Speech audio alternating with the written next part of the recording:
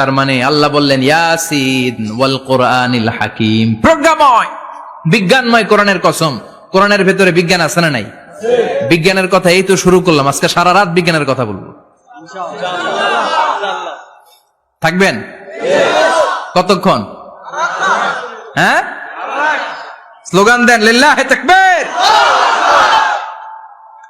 এরপরে আল্লাহ বললেন গোলাম ওয়া ইন্না লাকুম ফিল আনআমি লাইবরা, প্রাণীকুলের দিকে নজর করে তাকাও, প্রাণীকুলের মধ্যে আমি তোমাদের জন্য নিদর্শন রেখেছি। নুসকিকুম মিম্মা ফি বুতুনিহি, এই প্রাণীকুলের পেট থেকে একটা চমৎকার জিনিস আমি বের করে দেই, এটার নাম হচ্ছে দুধ। এটা কি?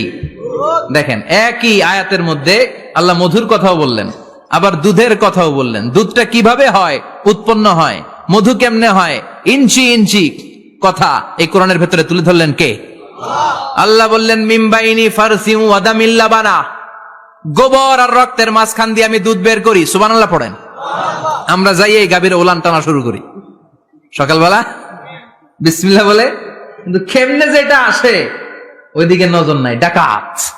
বিসমিল্লাহ বলে শুরু করে না, দুধ খাই আলহামদুলিল্লাহ পড়ে না, আছে না নাই? আল্লাহ বলেন মেকানিজমটা শোনো কেমনে আমি খাওয়াই। আল্লাহ বললেন মিমবাইনি ফারসিউ ওয়া দামিল লাবানা, গোবর আর রক্তের মাঝখান দিয়ে আমি দুধ বের করে দেই। সুবহানাল্লাহ। গরু যে ঘাস খায়, এই ঘাস থেকে রক্ত হয় আর গরুর গোবর হয়। পেটের একদিকে থাকে গোবর, আরেক দিকে থাকে রক্ত। রক্ত দুর্গন্ধ, গোবরও দুর্গন্ধ। রক্ত নাপাক, গোবরও নাপাক, এই দুই নাপাক আর দুর্গন্ধের মাঝখান দিয়ে সুগন্ধযুক্ত দুধ বের করে দেয় কে? আল্লাহ বললেন মিমবাইনি ফারসিউ ওয়া দামিল লাবানা, গরু যে খাবারগুলো খায় ওই খাবারের এক পাশ দিয়ে গোবর হয়ে যায় আর এক পাশ দিয়ে রক্ত হয়ে যায়, মাঝখান দিয়ে দুধ বের করে দেয় কে? What a amazing mechanism of discharging milk from animal's body. What an amazing mechanism. একদিক দিয়ে গোবর দুর্গন্ধ, আরেক দিক দিয়ে ঘাস খাওয়ার কারণে রক্ত হয়, মাঝখান দিয়ে দুধ বের হয়ে যায়। সুবহানাল্লাহ। আবার বাছুর ছাড়া দুধ পাওয়া যায় না। গাভী আছে কার কার? হাত তোলেন তো। বাছুর ছাড়া দুধ পাওয়া যায়? শুধু গাভী, বাছুর নাই, দুধ আসবে? আবার এই যে বিশাল বড় ওলান, 20 কেজি দুধ দেয় প্রতিদিন, এই ওলান কাটলে দুধ পাওয়া যায়? এক ফোঁটা দুধও ওলানটা কেটে টুকরা টুকরা করলে আপনি পাবেন না। এটা আলাদা মেকানিজম। এটা ভিতর থেকে একটা নির্যাস, বাছুর নিয়ে দুইটা ঢু মারবেন, ওই নির্যাস দিয়ে দুধ বেরোতে থাকবে গোবর আর রক্তের মাঝখান দিয়ে। এজন্য বিশ্বনবী বলতেন বেশি বেশি দুধ খাও। দুধ হলো সুষম খাদ্য। পৃথিবীতে আবিষ্কৃত যত খাবার আছে, দুধের চাইতে ভালো খাবার আছে নাকি? কথা কন। মানুষ পানি খেয়ে 3-4 দিন বাঁচে জানেন, আর পানির মধ্যে লবণ দিলে 7-8 দিন বাঁচতে পারবেন। আর দুধ পাইলে আজীবন বাঁচবেন। দুধ খেয়ে যদি হজম করতে পারেন, দুধ খেয়ে হজম করতে পারলে আজীবন বেঁচে যাবেন। সুষম খাদ্য। বিশ্বনবী যে রাতে মেরাজে যাবেন, সিদরাতুল মুনতাহা পার হওয়ার পরে বিশ্বনবীর পরীক্ষা শুরু হলো। বিশ্বনবীকে বুখারীর বর্ণনা 3টা গ্লাস দেয়া হলো। কাদাহ ফিহি লাবান, এক গ্লাসের মধ্যে দুধ ছিল। ওয়া কাদাহ ফিহি আসাল, আরেক গ্লাসের মধ্যে ছিল মধু, আরেক গ্লাসের মধ্যে ছিল মদ। কাদাহুন ফিহি খামার। বিশ্বনবীকে 3টা গ্লাস দিয়ে বলা হলো নবী চুজ করেন কোনটা নেবেন। এক গ্লাসে মধু, আরেক গ্লাসে দুধ, আরেক গ্লাসের মধ্যে বিশ্বনবীকে দেয়া হলো মদ। বিশ্বনবী বললেন যে এই গ্লাসের ভেতরে দুধ আছে, আমি ওই পেয়ালাটা নিলাম। সাইয়েদনা জিবরাইল বললেন ইয়া রাসূলুল্লাহ আখাস্তাল ফিতরা, আপনি যেমন নিছেনও তেমন। সুবহানাল্লাহ কইবেন না? বিশ্বনবী দুধ খেতে পছন্দ করতেন। আর বিশ্বনবী বলতেন আলাইকুম বি আলবানিল বাকার, বেশি বেশি গরুর দুধ খাবা। ফা ইন্নাহা তুরাম্মু মিনাল আশজার, কেননা এটা সবুজ লতা পাতা ঘাস পাতার নির্যাস। গরু কি খায়? ঘাস খায় না? এই ঘাসের নির্যাস হচ্ছে দুধ। বিশ্বনবী বলতেন বেশি বেশি দুধ খাবা। ফিহি শিফা, এর মধ্যে শিফা আছে। ফি লাবানিহা শিফা ও লুহমিহা দা, গরুর দুধে আছে শিফা, গরুর গোশতের মধ্যে আছে রোগ। সুবহানাল্লাহ কোন। কত বড় ফিলোসোফার বিশ্বনবী। বিশ্বনবী বলে গিয়েছেন গরুর দুধ বেশি খাও, কিন্তু গোশ বেশি খাইও না। আর আমরা গরুর গোশ পাইলে কোপায় ফেলাই। সাদা ভাত আর ঝাল গরুর মাংস যদি হয়, ওই যে অনেকের জিহ্বায় পানি চলে আসছে। সুবহানাল্লাহ কইবেন না? বিশ্বনবী বলতেন দুধ খাও, গোশ খাইও কম।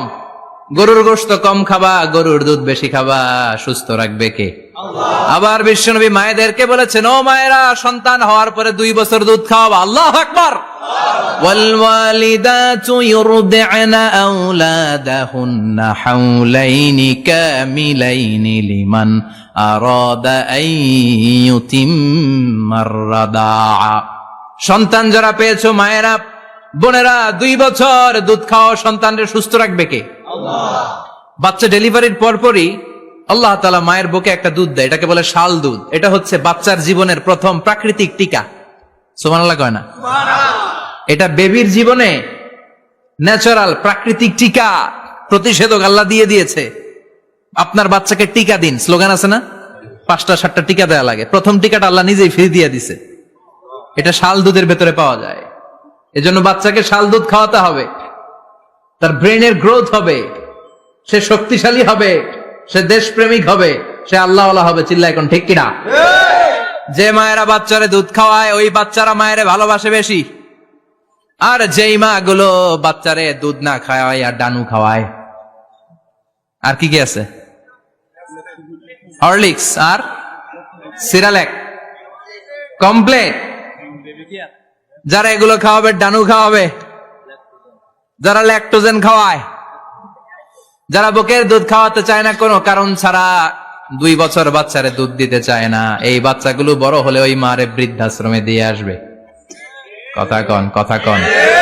এজন্য মায়েরা বোনেরা সন্তান হলেই তাকে বুকের দুধ দিয়ে আল্লাহর পক্ষ থেকে যে টিকাটা, এই টিকাটা পেটের ভিতরে ঢুকাই দিতে হবে। চিল্লা এখন ঠিক কিনা? এটা হচ্ছে ন্যাচারাল টিকা। এজন্য আল্লাহ বললেন ইয়াসিন ওয়াল কোরআনিল হাকিম। ইয়াসিন, বিজ্ঞানময় কোরআনের শপথ। কোরআনের মধ্যে বিজ্ঞান আছে না নাই? অভাব নাই। কয়টা শুনবেন? আল্লাহ কসমোলজির কথা বলেছে, অ্যাস্ট্রোলজি কথা। কসমোলজি হচ্ছে সৃষ্টি তত্ত্ব। কসমোলজি কি? সবাই বলেন কসমোলজি কি? আল্লাহ বললেন আওয়ালাম ইয়ারাল্লাযীনা কাফারু আন্নাস সামাওয়াতি ওয়াল আরদা কানাতা রাতকান ফাফাতাকনাহুমা। কাফেররা কি দেখে না মহাবিশ্বের সবকিছু একসাথে মিলে ঝিলে ছিল, বিশাল এক বিস্ফোরণের মাধ্যমে আমি মহাবিশ্ব তৈরি করেছি। সুবহানাল্লাহ। আদিতে শুরুতে কিন্তু সব আকাশ, বাতাস, জমিন, চন্দ্র, সূর্য, নক্ষত্র, গ্রহ, নিহারিকা পুঞ্জ, গ্যালাক্সি, ব্ল্যাক হোল সবকিছু মিলেমিশে একসাথে ছিল। এটার ঘনত্ব ছিল খুব বেশি। মহাবিশ্বের সবকিছু ছিল একটা বিন্দু। এটাকে বিজ্ঞানীরা নাম দিয়েছে দ্য সিঙ্গুলারিটি, মহা একত্ব। এরপর একটা প্রচন্ড বিস্ফোরণের মধ্য দিয়ে মহাবিশ্ব সৃষ্টি হয়েছে। এটার ওরা নাম দিয়েছে বিগ ব্যাং থিওরি। কি নাম? স্টিফেন হকিং মারা গেছে না, সবচেয়ে বড় পদার্থ বিজ্ঞানী ছিল। সে একটা বই লিখেছে, from the brief history of time, a brief history of time from big bang two black hole. সেখানে সে প্রমাণ করেছে কোরআনের এই আয়াত, কানাতা রাতকান, মহাবিশ্বের সবকিছু একটা বিন্দু ছিল। চাঁদ, সূর্য, গ্রহ, তারা সবকিছু ছিল। কথা বলেন, সবাই বলেন, একটা মাত্র বিন্দু ছিল। আল্লাহ বলেন, don't the disbeliever observe that the heavens and earth were joined together, then I separated with a gigantic sound, explosion. সব একসাথে ছিল, চাঁদ, তারা, আকাশ, নদী, নালা সব একসাথে। তারপরে একটা বিকট বিস্ফোরণের মধ্য দিয়ে পৃথিবী হয়েছে, চাঁদ হয়েছে, চন্দ্র হয়েছে, সূর্য হয়েছে, মহাবিশ্বের সবকিছু এই মহাবিস্ফোরণের মধ্য দিয়ে হয়েছে। চিৎকার করে পড়েন আল্লাহু আকবার। এই যে ছোট্ট পৃথিবীতে আমরা বসে আছি, এই পৃথিবীর চেয়ে সূর্য 13 লক্ষ গুণ বড়। চিল্লায় পড়েন আল্লাহু আকবার। এটা কি বাড়ির কাছের কথা? 13 লক্ষ গুণ বড়, কল্পনা করা যায়? তার মানে কি সূর্যই সবচেয়ে বড়? না, সূর্যের চেয়ে অনেক বড় বড় তারা আছে। ব্যাটেলজিউস নামে একটা তারা আছে মহাকাশে, যেটা যে সূর্য পৃথিবীর চেয়ে 13 লক্ষ গুণ বড়। এই ব্যাটেলজিউস তারা সূর্যের চেয়ে 33 কোটি গুণ বড়।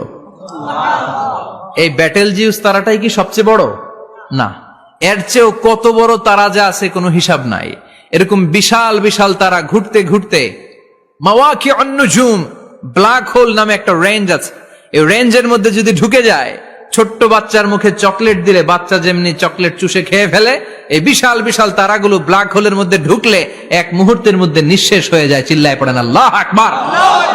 এজন্য আল্লাহ বললেন, ফালা উকসিমু বিমাওয়াকিউন নুজুম, এই তারকা নিঃশেষ হওয়ার যে জায়গাটা, এই জায়গার কসম আমি কোরআনের মধ্যে খেলাম।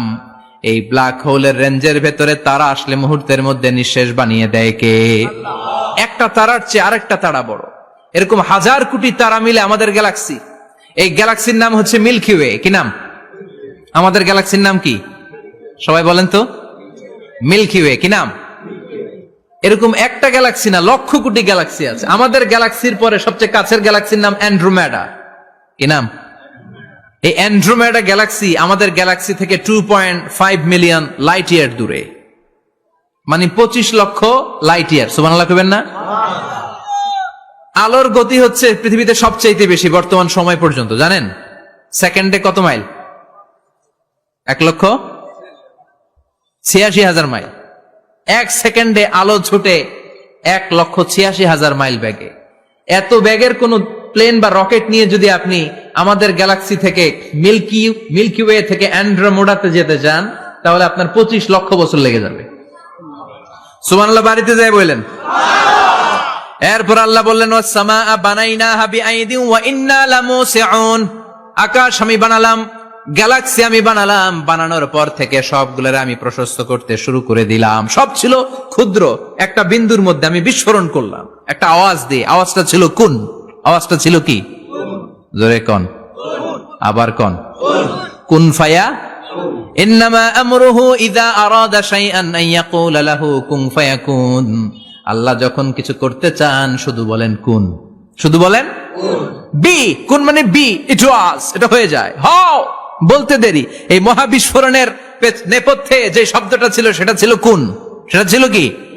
আল্লাহ কুন বলতে দেরি, মুহূর্তের মধ্যে বিগ ব্যাং, বিশাল এক্সপ্লোশন, তারপর থেকে মহাবিশ্ব ছড়াচ্ছে।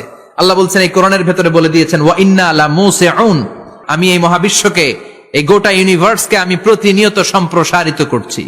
প্রতিনিয়ত এটা বড় হচ্ছে, সম্প্রসারিত হচ্ছে। চিল্লায় বলেন আল্লাহু আকবার। আজ থেকে মাত্র 20 বছর আগে এটা তারা আবিষ্কার করেছে। এই 1998 সালে তারা আবিষ্কার করেছে সুপারনোভা কসমোলজি প্রজেক্ট। এই সুপারনোভা কসমোলজি প্রজেক্টে তারা এই সিদ্ধান্তে এসেছে যে মহাবিশ্ব কোন নামক এক বিস্ফোরণের পর থেকে যে সম্প্রসারিত হচ্ছে, আজ পর্যন্ত এটা শুধু বাড়ছে আর বাড়ছে, অ্যাক্সেলারেটিং হচ্ছে, এক্সপান্ডিং হচ্ছে, এটা কমছে না। কিয়ামত পর্যন্ত এটা বাড়তেই থাকবে। চিৎকার করে পড়েন আল্লাহু আকবার। এজন্য আল্লাহ বললেন, ইয়াসিন ওয়াল কোরআনিল হাকিম, বিজ্ঞানময় প্রজ্ঞাময় কোরআনের শপথ। এই কোরআনের ভেতরে আমি কসমোলজির কথা বলেছি, অ্যাস্ট্রোলজির কথা বলেছি, জিওলজির কথা বলেছি, ফিজিক্সের কথাও বলেছি। সুবহানাল্লাহ। ফিজিক্স মানে কি? পদার্থ। পদার্থের সবচেয়ে বড় উপাদান হচ্ছে লোহা। লোহার কথা কিন্তু কোরআনে নাই। আছে? কই আছে? হ্যাঁ, সূরাতুল হাদিদ, লোহার নামে একটা সূরা দিয়েছে আল্লাহ কোরআনে। সুবহানাল্লাহ পড়বেন না? সূরার নাম সূরাতুল হাদিদ। সূরার নাম কি? চিল্লায় বলেন সূরার নাম সূরাতুল হাদিদ। হাদিদ মানে লোহা। আল্লাহ বললেন, ওয়া আনজালনাল হাদিদা ফীহি বা'সুন শাদীদ।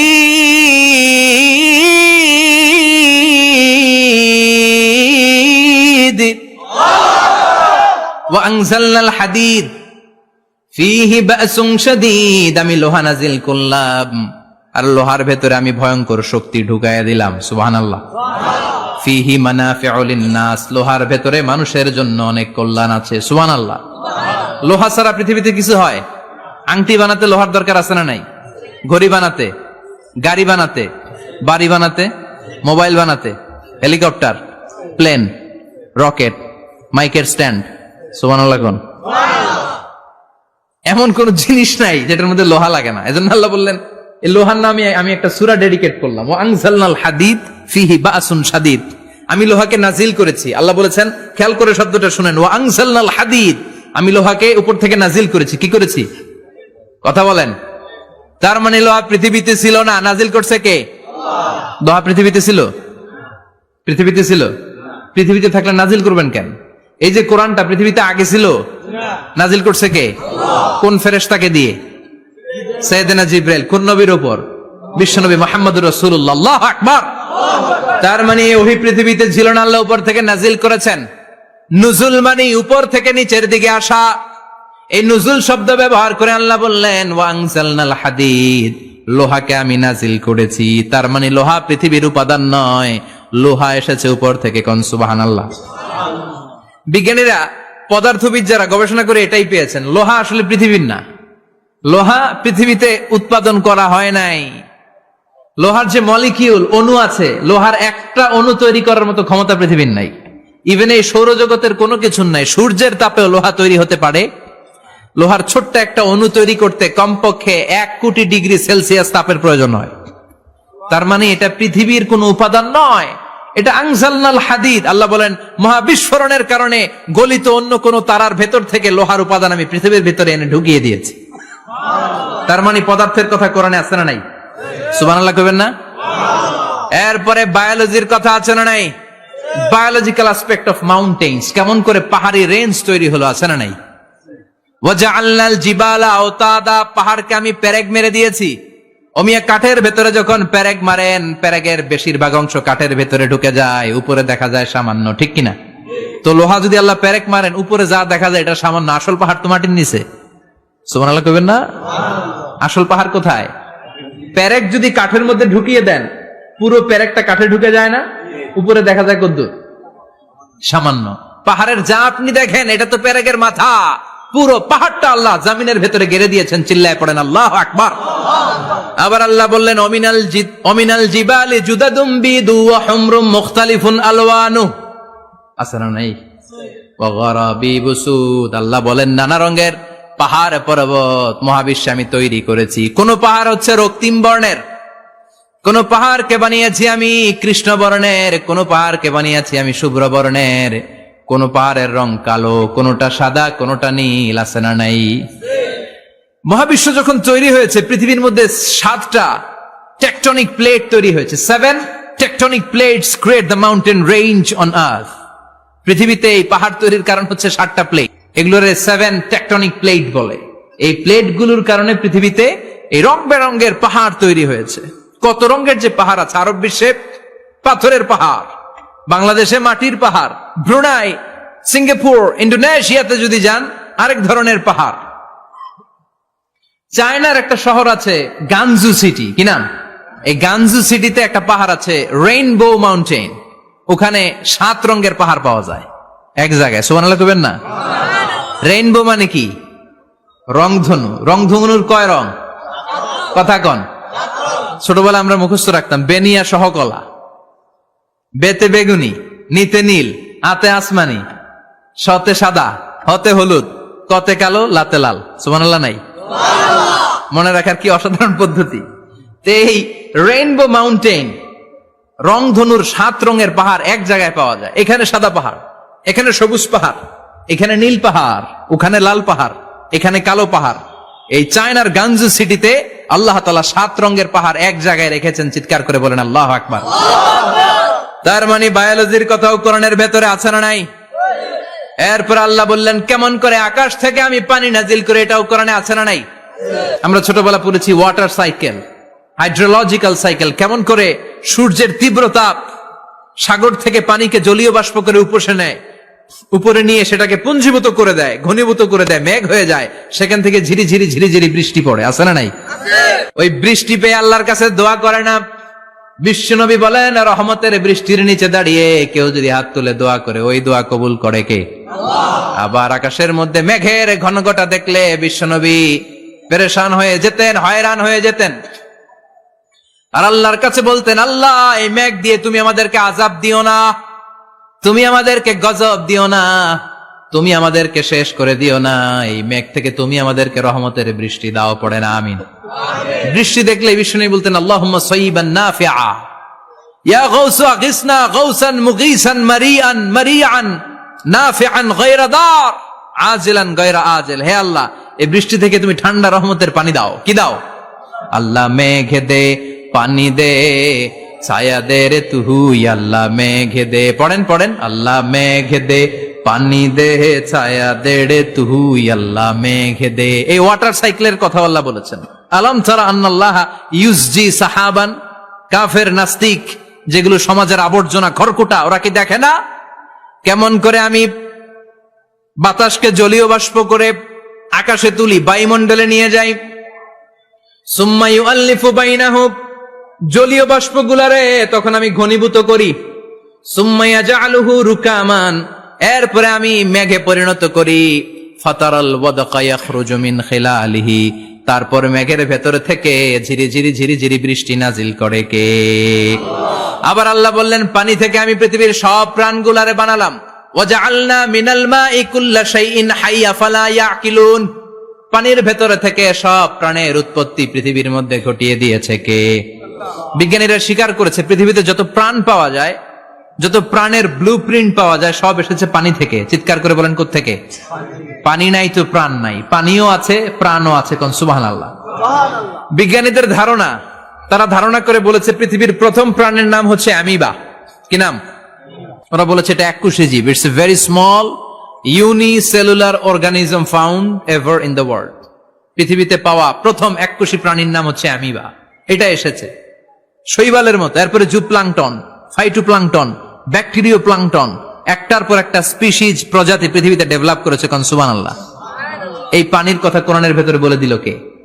এজন্য আল্লাহ বললেন, ওয়াল কোরআনিল হাকিম, বিজ্ঞানময় কোরআনের শপথ। এই কোরআনটা বিজ্ঞানের ঠাসা। এই কোরআন আশ্চর্যের শেষ নাই। এই কোরআন কোনোদিন পুরাতন হয় না। এই কোরআনের ভেতরে আল্লাহ দিয়েছেন হেদায়েতের মশাল, আর কোরআনটাকে বানিয়েছেন বিজ্ঞানের সুউচ্চ মিনার। জোরে কোন সুবহানাল্লাহ। ফিজিক্স পেলাম, ওয়াটার সাইকেল পেলাম, এবার পাতালপুরীর কথার দরকার আছে না নাই? পৃথিবীর একেবারে গভীরতম গভীরে কি আছে? এটা কিন্তু কোরআনে নাই। আছে। পৃথিবীর মাঝখানে যে উত্তপ্ত লাভা আর আগুন, এটা আপনারা জানেন? পৃথিবীর উপর দিয়ে আমরা ঠান্ডা পৃথিবীতে ঘুরে বেড়াই, কিন্তু এর ভিতরে কিন্তু আগুন, লাভা। আল্লাহ কোরআনের মধ্যে ফুটন্ত টকবগে সাগরের কসম খেয়েছেন। আল্লাহ বলেছেন, ওয়াল বাহারিল মাসজুর।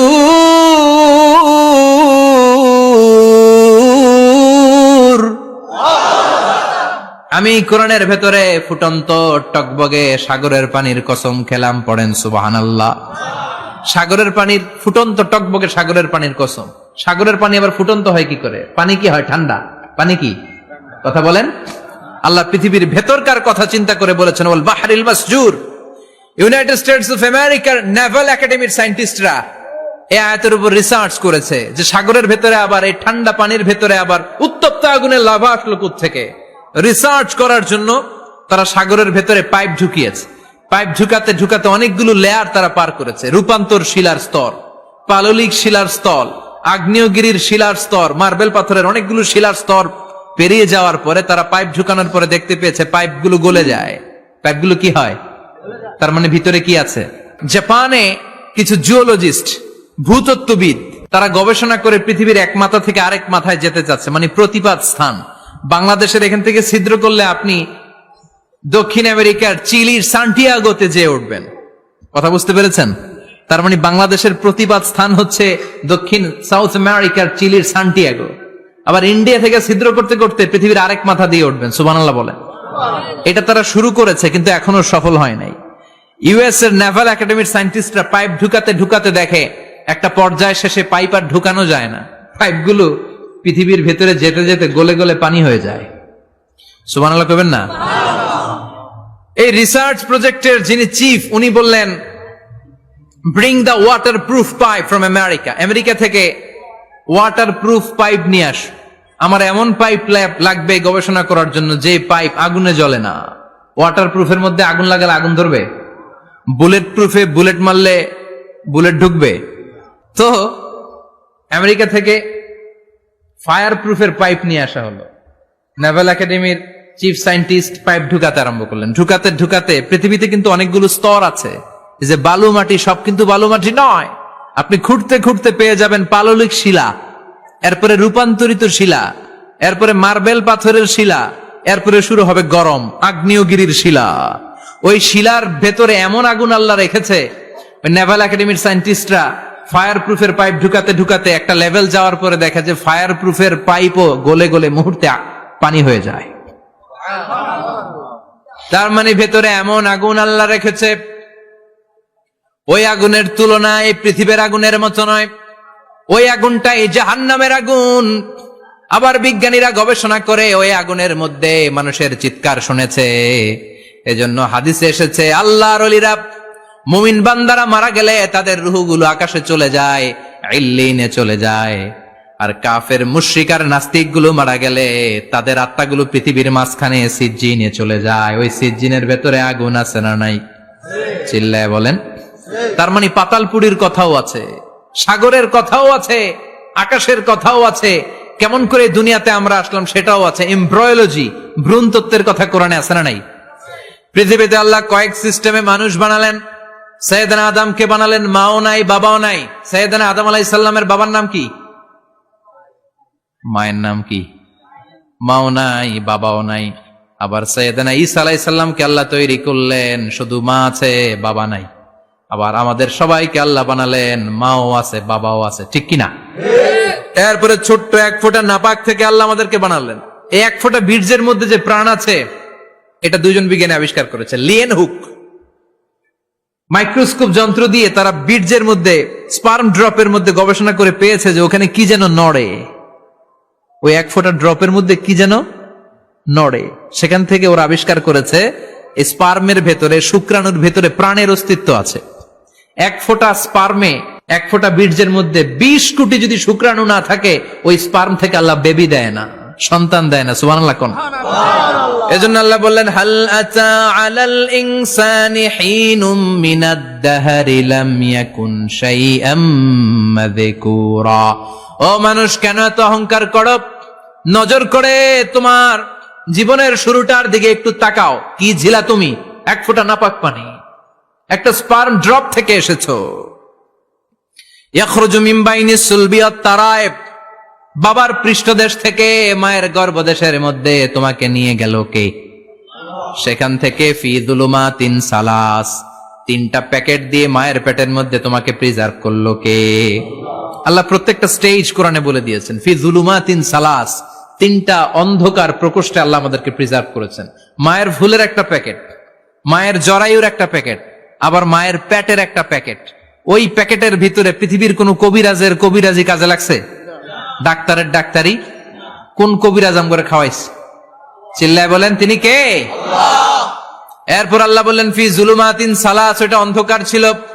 যেই টেম্পারেচারে রাখলে তুমি সুস্থ থাকবা, যেই টেম্পারেচারে রাখলে তুমি আস্তে আস্তে বড় হতে পারবা, সেখানে আমি রাখলাম। সেখান থেকে আমরা হয়ে গেলাম জিমেট, সেখান থেকে জাইগট, তারপরে এমব্রয়ো, তারপরে ফেইটাস, ল্যাটার স্টেজ।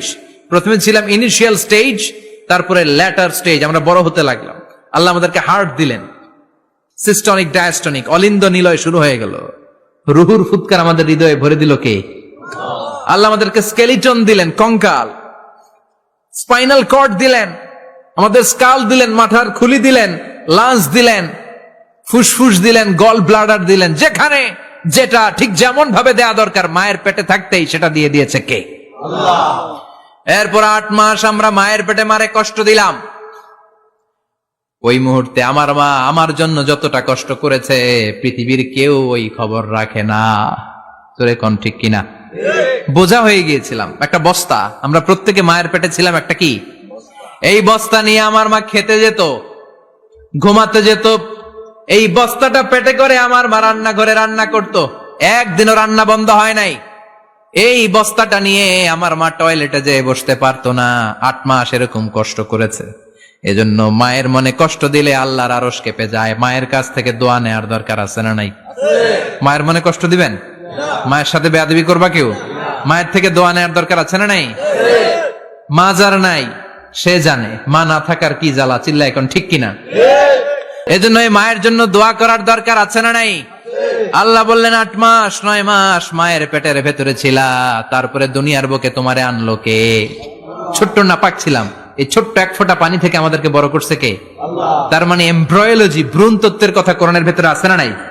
সে আল্লাহ বললেন ইয়াসিন ওয়াল কুরআনিল হাকীম ইন্নাকা লামিনাল মুরসালিন আলা সিরাতিম মুস্তাকিম। সুবহানাল্লাহ পড়েন।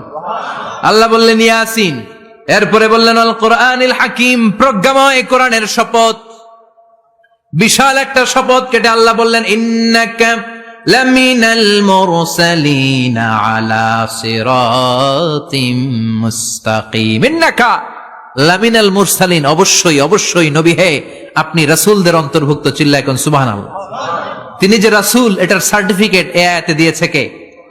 এরপর আল্লাহ বললেন আলা সিরাতিম মুস্তাকিম, ও নবী আপনি সিরাতুল মুস্তাকিমের উপর আছেন। যেই দোয়াটা প্রতিটা নামাজের মধ্যে প্রতিদিন প্রত্যেক রাকাতে সূরা ফাতিহাতে আমরা পড়ি, ইহদিনাস সিরাতাল মুস্তাকিম, ও আল্লাহ show us the right path, show us the correct path, আপনি আমাদেরকে সোজা পথ দেখান। আল্লাহ এখানে সার্টিফিকেট দিলেন, নবী গো লক্ষাধিক পয়গম্বর যে আমি পেয়েছি তাদের শ্রেষ্ঠতম রাসূল করে আমি আপনাকে প্রেরণ করেছি, আর হেদায়েতের সুউচ্চ মশাল দিয়ে আমি আপনাকে সিরাতুল মুস্তাকিমের উপর রেখেছি। চিল্লায় পড়েন আল্লাহু আকবার। এই জন্য বিজ্ঞানময় কোরআনের সাথে নিজেদের সম্পর্ক বাড়ানোর দরকার আছে না নাই? কোরআন পড়লে দুনিয়া এবং আখিরাতে মর্যাদা বাড়ায় দিবে কে? কোরআনের আইন দিয়ে সমাজটারে সাজানোর দরকার আছে না নাই? কোরআন দিয়ে আমাদের সমাজটা সমৃদ্ধ হোক আমরা চাই কি চাই না? কোরআন দিয়ে আমার সংসদ ভবন চলুক, আমার 300 জন মেম্বার অব দ্য পার্লামেন্ট কোরআনের আয়াত দিয়ে সংসদে কথা বলুক আমরা চাই কি চাই না? আমাদের মিলিটারি গুলো কোরআনের আওতায় চলুক, আমাদের দেশটা কোরআন দিয়ে চলুক, আমার লাল সবুজের পতাকা সংসদ ভবনের এক পাশে আর কালিমার লা ইলাহা ইল্লাল্লাহর পতাকা আরেক পাশে পতপত করে উড়বে আমরা চাই কি চাই না? সেজন্য কোরআনের সাথে আমাদের সম্পর্ক বাড়াতে হবে, নিজে কোরআন পড়তে হবে, কোরআন বুঝতে হবে, কোরআনের উপর আমল করতে হবে। রাজি আছেন তো? এটাই হচ্ছে সূরাতুল ইয়াসিনের শিক্ষা। আল্লাহ আমাদের সবাইকে কথাগুলো বুঝার ও আমল করার তৌফিক দান করুক, আমরা পড়ি আমিন। আরো জোরে পড়েন আমিন।